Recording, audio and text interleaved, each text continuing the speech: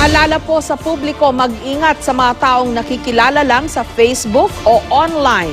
Sa Pasay City, isang babae ang ninakawan ng kanyang nakadate. May report si Cesar Apolinario. Nakapustura, may bitbit na envelope at palakad-lakad sa mataong lugar sa Pasay. Ang mahigit 30 taong gulang na sospek, hinihintay ang kadate na babaeng kasambahay na kanyang bibiktimahin. Napansin ko na yung lalaki pabalik-balik. Yung mga oras na yan, si babae nandun na yun sa may harap. Naghihintay na. Naghihintay. Pero ano yung dala niya? Ba't may dala-dala pa siyang envelope? Parang brown envelope, parang props lang yata yan. Para hindi mapaghinala ang nakawan. Kwento ng biktima sa investigador, matagal na raw silang magkakilala pero hindi sa personal kundi sa Facebook lang. Dahil nakapalagayan na raw niya ng loob at pinangarap na makaharap ang anyay maginoo at makisig na lalaki na sa Facebook pa lang niya nakikita at nakakausap. Nitong mismong araw ng mga puso, natuloy raw ang inakala niyang masaya at nakakakilig na Valentine's date. Ipinamalas pa raw ang pagiging maginoo at matulungin ito sa kanya. Sinabi ng lalaki na ibigay sa kanya yung gamit dahil marami raw mandurukot or nang-agaw ng bag.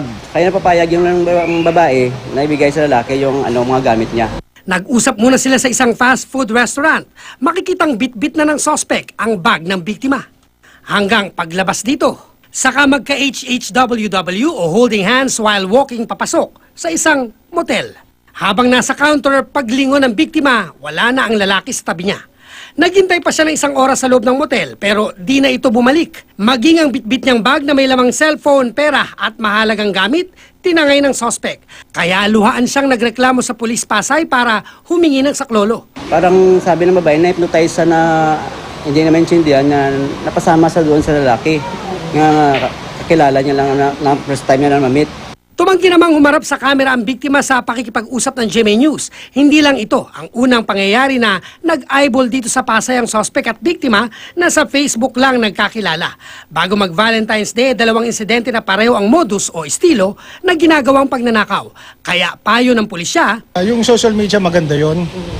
Pero minsan yun din nagpapahamak sa atin kasi nga sa social media, especially sa mga babae, wag agad magtitiwala at wag agad sasama sa mga ganun. Mas lalo mga first time yung nakikilala. Kasi sa panahon ngayon maraming mga manloloko. Cesar Apolinario, GMA News.